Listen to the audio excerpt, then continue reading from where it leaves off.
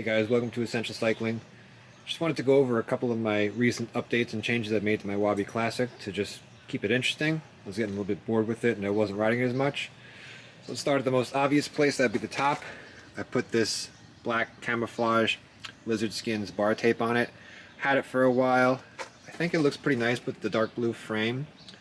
The problem I had white bar tape at one time. It always gets dirty right here, and you can kind of see right over here. It's getting a little bit dirty too. I'm not really sure if I'm 100% on that. I think that I always seem to go back to black bar tape, and the black bar tape is just a little bit easier. But it is kind of cool to try something new. Still got the same stem, still got the same bar end mirror. Now, something that happened, I always ran a 42 centimeter bar, 42 centimeter from here to here. My Giant TCR came with 44 centimeter bars.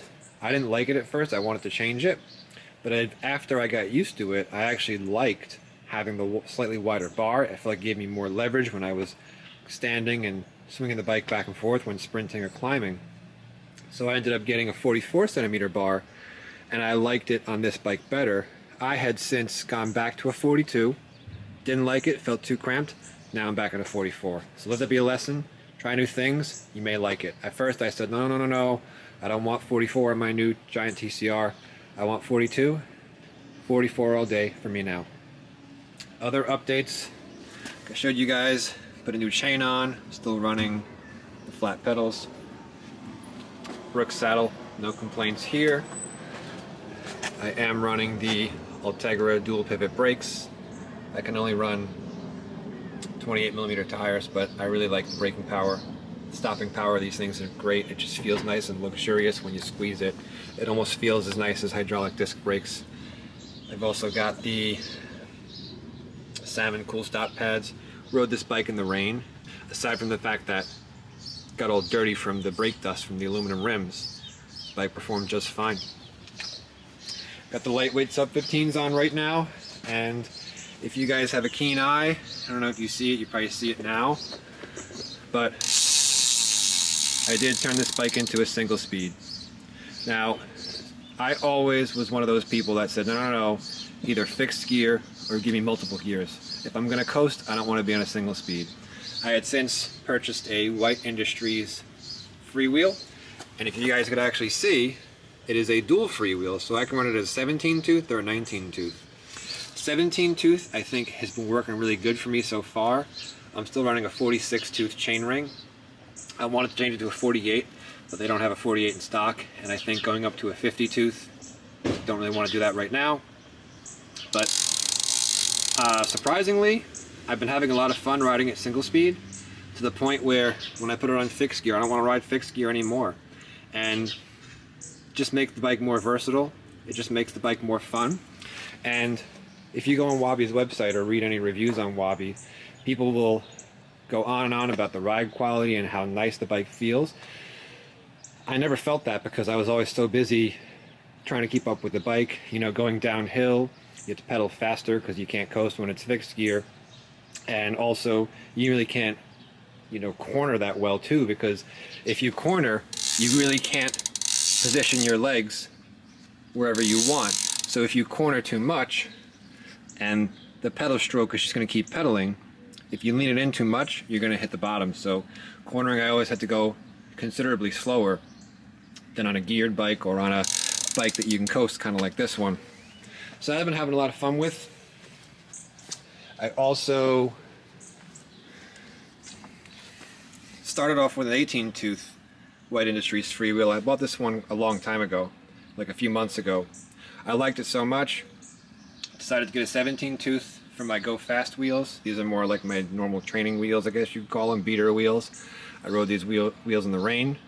They're a little bit heavier, but still really good wheels. But also, I picked up a 18 tooth dual cog, Dos Enos it's called. So if I could do it all over again, and instead of getting the 18 tooth, I would get the 16-18 and the 17-19, because it basically would allow you to have 4 different gears to choose from. That way the bike just becomes more versatile. If you want to ride the hills one day, you can run 46-19, which is super low. But if you want to ride the flats, 46-16, you could be going pretty fast, especially, you know, if it's a nice summer day, or if you want to get a better workout, you could change it to a 17. It's not as, of course, it's not as easy as just clicking the shifter on a geared bike, but it's the next best thing. I don't really want to try to put gears on this thing. I'd rather just keep it simple as a single speed, and I've had a lot of fun, and I'm pretty excited. I always tried to run single speed in the past, and I always went right back to fixed gear, and I didn't get that sort of good feeling that I would get from fixed gear. I think it's because these White Industries freewheels, although not cheap, they are really high quality. I like the sound that they make, and it's just been a lot of fun. Now, one more other change that I did was, at one point I was running these 28mm Panaracer Gravel King SKs, slightly knobby tires. I was running them on the regular Wabi wheel set, the regular lightweights, not the super lightweights, and pretty good. Now, they are 28s, they're not 32s. I could run 32s, but if you guys watch my video, you can see I'm not too into 32s on this bike. I'd have to run crappier brakes, and the clearance is still really tight, so I just wanted to see the 28s. Rode it off-road, obviously nothing too crazy when you're only riding 28s, but it's a single speed bike. I'm not looking to take this thing down single track or anything like that. I just want to be able to hit some gravel, some tame gravel when I want, and I was pleasantly surprised. It worked out.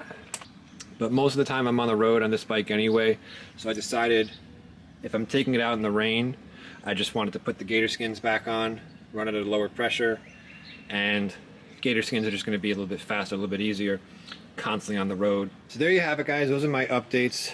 I imagine the only other thing I'm going to do, I'm going to probably eventually change out that black bar tape, or change out that black camel bar tape for regular black bar tape. Just makes it look a little bit nicer.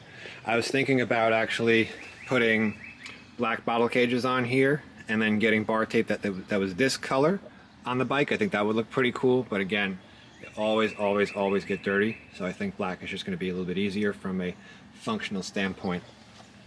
And like I mentioned before, I would like to put a 48 chainring on it right now, but I don't have it. I could put 50, but in the choice of lower versus higher gears, I always favor lower gears, and I prefer to spin out, because you could always spin faster to go faster, but you still get your acceleration, where if you go too high, you're mashing, you're grinding, not good for your knees. It's just not a good time, especially when you come into headwinds. So that's going to wrap it up for this one, guys. Thanks so much for watching. Hope you enjoyed it. And as always, I'll see you on the road. Have a good one. Bye.